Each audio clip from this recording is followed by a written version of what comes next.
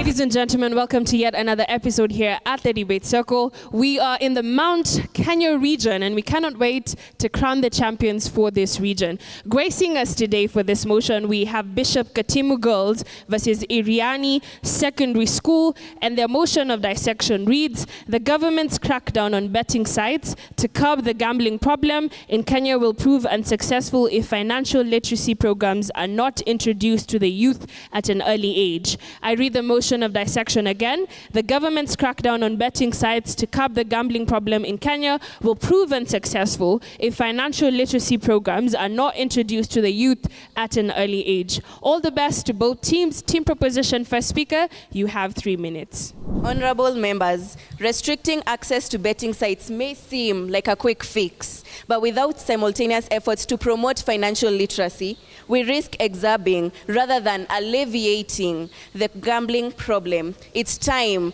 to prioritize education alongside regulation to empower our youth and safeguard their financial futures. Before you today is Inid Wamaitha Kibiro from the Bishop Gatimu Gandu Girls, here to propose the motion that states the government crackdown on betting sites to curb the gambling problem in Kenya will prove unsuccessful if financial literacy programs aren't introduced to the youth at an early age.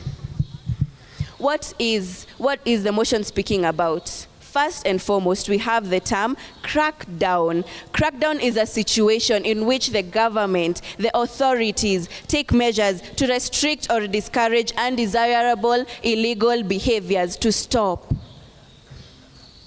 Betting, in essence, is the act of staking money on an uncertain outcome. Betting sites are online platforms where betting takes place. Curb is to restrain, to suppress, to stop. Gambling in itself is much like betting, involving risk-taking, banking on probabilities. And the creme de la creme word of the day, financial literacy programs. Financial literacy refers to the ability to understand and comprehend the various financial skills and concepts. When you're financially literate, you have the foundation to make informed decisions about money. You will not be susceptible to gambling. You will not be susceptible to wasting money. And on to my first point, we have addressing root causes. Financial literacy is the root cause of the gambling problem in Kenya that we face. I mean, it is your individual responsibility to understand how your finances work. It is your individual responsibility to say you are the one responsible for how you use your money, your finances. Take, for example, my African queens, Bishop Gatimu Gandu Girls. We have been provided with the opportunity to expound on our financial literacy by the use of equity cards and also frequent programs and explanations. This will in turn, and has already in turn, increased our understanding of how financial literacy works. I know that I should not spend all my money in gambling. I know that I should not waste my money and on probabilities. Instead, I can invest, I can save up. There are very, very many options. And to finalize on my proposition, esteemed colleagues, while the temptation to clamp down on betting sites is understandable, it's imperative to understand that true prevention lies in education. Without comprehensive financial literacy programs, we are leaving our youth vulnerable. We are leaving them vulnerable to the gambling addiction. Let's invest in their financial education to build a proper financial future for ourselves. From the Iriane Girls High School, opposing the motion, I'm Beryl Anyango. The motion says that the government crackdown on betting sites to curb gambling problem in Kenya will prove unsuccessful if financial literacy programs are not introduced to the youth at an early age. First, what is crackdown? According to the 9th edition of Oxford Dictionary, it clearly says that cracking is to try harder to prevent an illegal activity, and deal more severely with those who are caught doing it. Curb. To control or limit something, especially something bad, understand it clearly, something bad. And what is gambling? Gambling, this is the activity of playing games of chances for money and betting on horses. So here comes the question, why are the youth gambling? Why are they taking their money to the gambling sites? And here I will answer it perfectly. In Kenya, we have a total population of 9 million youths, and out of which 3 out of 4 gamble. This is according to the Geopol statistics that are carried out. Unemployed youth out of it are 1,800,000. So we are educated. Why are we not employed? You want us to invest in finance, isn't it? But what are we investing? Most of us are unemployed also there. They have studied, have certificates. But what are they doing with it? They are giving us financial literacy. But how will it help us to have something to put up on the table, something to rely on upon? At the end of it, the youth think that gambling is the only thing that will give them hope. That gambling is the only thing that will give them something of tomorrow. Gambling is the only thing that will give them at least that promotion to see that I have something on my pockets. Let us look at our economic status right now. Having 1,000 shillings like having 100 bob in our pockets. And many youths, because of the circumstances of our economy, they think like, we cannot do any with that amount, we cannot do any. So the only solution that they have unto their minds is take that money, the gambling sites, for they feel at least we shall win something, and out of which we shall get something to rely on, to something that shall put upon our tables. And let us not forget, gambling is like cancer. Once it sticks at the blood, it will suck you to leave you like a pipe, having nothing inside you. It is better the moment you start trying to curb gambling now, let us think of what we will help the youth with so that they can support themselves, not just offering education, yet they have nothing to put the education on to practice. Asian countries are struggling right now to curb the gambling problem at Kenya and to their nation. Let us alone leave Asia. Let us look up to Kenya. Kenya is the third country in Africa with the highest population of the youth gambling. And what are the government trying? Just to put out regulations is not enough. We have to give the youth something to rely upon. I rest my case there. We're all educated. Have you not paid attention to the financial literacy rates around the world? I'll give an example. All African countries except Botswana lie below 50%. I'll give an example with Kenya. Only 38% of Kenyans mark it. 38% of Kenyans are financially illiterate. What's going on with the bigger percent, the 62% who are financially illiterate? So I'll start. Game of chance. What is gambling? Gambling is a game of chance. It's a game of probability. We don't know if we'll win or if we'll lose. So my name is Megan Karemi from the Great and Grand Bishop Gatimu Girls, here to strongly propose the motion that states the government crackdown on betting sites to curb the gambling problem in Kenya will prove unsuccessful if financial literacy programs aren't introduced to the youth at an early age. If gives condition. I'll start with analogy. Ken Karanja, who's 29, best embodies the gambling culture, beguiling many young youth people in the city. He's a betting addict who bets at 100 shillings per day. Mind you, his salary is 3,000 per day as a truck driver. That's what he earns per day as a truck driver. So after using 100 shillings for betting, he's left with 2,900 shillings. He could have used that 100 shillings to do something better. And he uses from about 1,000 shillings to 1,500 shillings during weekends. Think about it. There's a rising gambling craze and its consequences. Gambling craze, this is the addiction to gambling. You're addicted to the act of gambling. According to the Daily Nation article, September 2023, in the most recent research about gambling, Kenyans staked a staggering 88.5 billion, surely 88.5 billion in one financial year between July 2022 and the beginning of June 2020 and the end of June 2023, forgive me. This is such a large amount of money that these people would have gotten very much profit if they invested elsewhere. This is why we say there is need for financial literacy. There is need to learn how to make your money work for you and not the vice versa. These people are working for their money, and as we can see, we're losing. They're losing too. What is a staggering 88.5 billion in one financial year? On to my first point, understanding risk and probability. Financial literacy programs teach young people about risk, probability. As I said before, gambling is a game of probability. You're never sure if you'll win or you'll lose. This is not something that you know when you're going to gamble. I'm going to give 1,000 shillings and probably I'll win and get 10,000. That's a lie. It's a game of probability.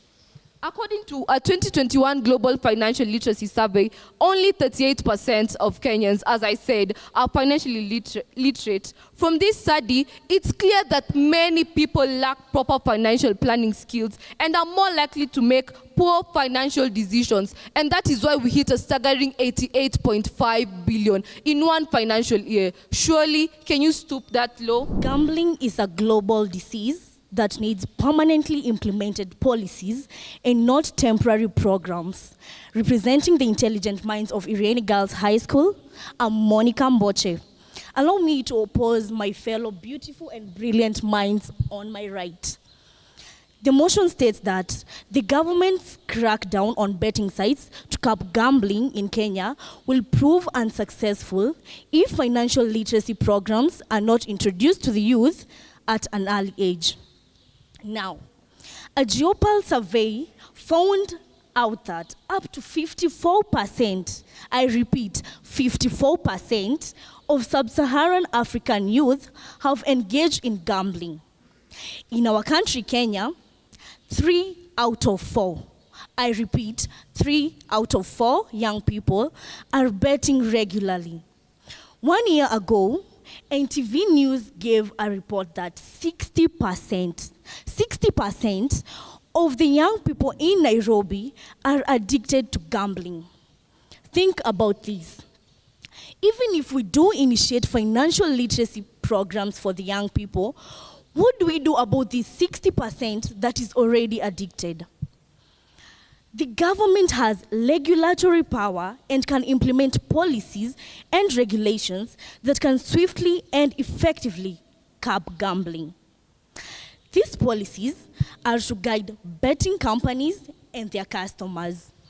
For example, the parliament can pass laws that can limit the age of betting site customers and hold the betting sites companies responsible if these laws are not adhered to. Gambling, I repeat, is a global disease that needs permanently implemented policies and not temporary programs. If we only depend on financial literacy programs to curb gambling, then our young people in Kenya, or maybe globally, are doomed. Thank you. A, B, C, D, E, F, G, H, O, N, S, E, N, S, E. Wow. Beryl, Monica, and third opposer. I'm sure we've all heard that song somewhere, learning our ABCs, learning how to spell. And it's unfortunate that our dear opposers cannot spell out anything substantial before this house. My name is Amani Korongo from the Bishop Gatimu Girls High School, here to firmly propose the motion that states the government's crackdown on betting sites to curb the gambling problem in Kenya will prove unsuccessful if financial literacy programs aren't introduced to the youth at an early age. Now, let's go back to our childhood. I have a cookie jar, and mother tells you, don't take a cookie from the cookie jar, and you ask why, but you take the cookie. Number one, you risk. You risk when you take the cookie. Number 2, there's a probability that you will get caught. And number 3, the consequences are yours. Now, financial literacy programs help us understand the risk of betting, the probability that you will lose, and the fact that the consequences are yours when you become poor and needy. Now, as my second proposer has said, that financial literacy programs help with budgeting skills. Our dear opposers, it's like you don't know SDGs. SDG number 8, decent work and economic growth. Now, budgeting skills. If you learn how to budget, you learn how to use your money, leading to what? Economic growth. Simple mathematics. Now, as my second speaker has also said, alternative investment options. Instead of going to bet, you know where you're going to take your money. You can underline invest. Simple. Leading to what? Economic growth. Leaning on SDG number 8, decent work and economic growth. Now, financial literacy programs offer a comprehensive approach rather than saying just don't do it. Comprehensive. Comprehend. To comprehend means to understand. And I'm wondering, my dear opposers, can you comprehend what you're saying before this house? Can you? I wonder. You should understand why it's wrong to gamble. You should understand, rather than saying, I don't want to do it. Mother will come, take the cookie jar, and she'll tell you, don't take the cookie. Why? Because you are risking getting caught. Number 2, because there is a probability that you will definitely get caught. And number 3, the consequences are yours because you decided to take the cookie. I rest my case. From the falling snows of winter to the blossoming flowers of spring, I, Sharon Wanjiku, deliberately from the beautiful pasteurized motherland Nyeri, the pride of Kenya, Iriane girls, I'd like to strongly oppose the motion that states that the government crackdown on betting sites to curb gambling problems in Kenya will prove unsuccessful if financial literacy programs are not introduced to the Kenyan youth today. So first, the government crackdown, you have said crackdown to try hard to prevent an illegal activity and deal more severe with those who are caught doing it. The government crackdown on betting sites are reactive measures. This is because the betting sites continues to grow day by day by increasing internet penetration and smartphone usage. According to the history of the internet does not have a central authority where, with the rise of the online betting sites, the government should debate on how to regulate these sites effectively, e.g., ensuring fair play and preventing underage gambling. Secondly, financial literacy alone may not be sufficient. So, tackling gambling issue in Kenya needs a multifaceted approach, whereby you deal with the whole aspect, not a particular aspect. The government should find an alternative if they are to curb down the gambling issue. According to my root cause analysis, the main cause of gambling in Kenya today is unemployment. So, a Geopolis survey revealed that 80% youth in Kenya view betting sites as a part of their hustle to earn more money. So they use the little that they have to hoping for more that they will not have. Unfortunately, the betting sites brings false hope to the youth. So, as far as gambling issues is concerned, the government is determined to crack down the issue of unemployment. So, what finances are they investing when a good percentage of the youth people are unemployment? What? And I repeat, what? So I rest my case. Reaction, reactive measures. Your third speaker has stated that the use of the government crackdown is a reactive measure. Does that mean it is all we are good at? Reacting? Financial literacy will curb the problem at the grassroots, bring up a new informed and learned generation. You are against that? You are against a learned generation that we, for one, are the people making the choice to not gamble because I know my money can go to an alternative measure. Is that what you're stating? Reactive measure. That caught my ear. Interesting, is it not? Understanding, my fellow proposers have stated and reverberated that understanding that there's understanding risk and probability and the rise in gambling craze. I mean, the points explain themselves. Financial literacy is the key to curb the gambling problem that is eminent in the society today. Otherwise, the impending government policies that have been already put would have been already successful by now, don't you think? Lastly, 54% of youth in sub-Saharan Africa have engaged in gambling. Is that because they do not know how to use their money? Is that because there is no financial literacy? As my second proposer stated, financial illiteracy is eminent in Africa. Take that into account. Once again, I'm here to oppose the motion strongly. The problem with this generation, you don't desire to listen, don't desire to know more. I am here to educate you. My daughters, don't worry, I'll give you the information. By the way, you are so mean. You should be sharing with your fellows. You can get much. Education. You offer us education. We don't refuse. But what shall we be doing with the same education you are giving unto us? The children in Kwale, in Mombasa, are suffering out of poverty. They have nothing to put on the table. The only thing that they have taken on their mind is to gamble, that they can get what to eat, what to put out of school to support the education. We are saying you should be educated, isn't it? Okay, you are a literate person. What have you done with the literacy? What?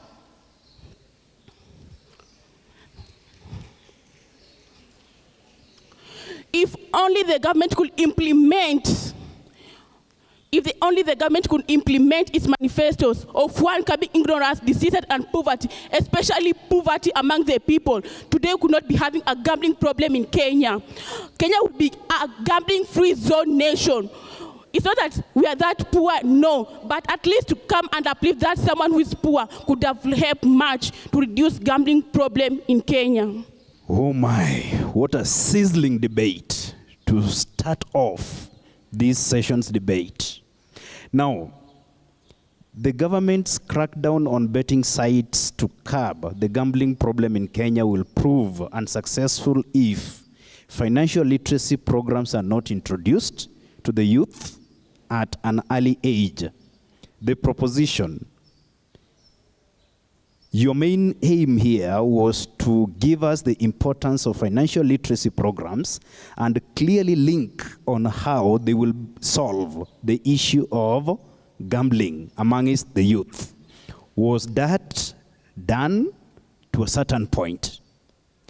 Iriane girls, the question is, if not financial literacy, then what? Was that answered to a certain extent?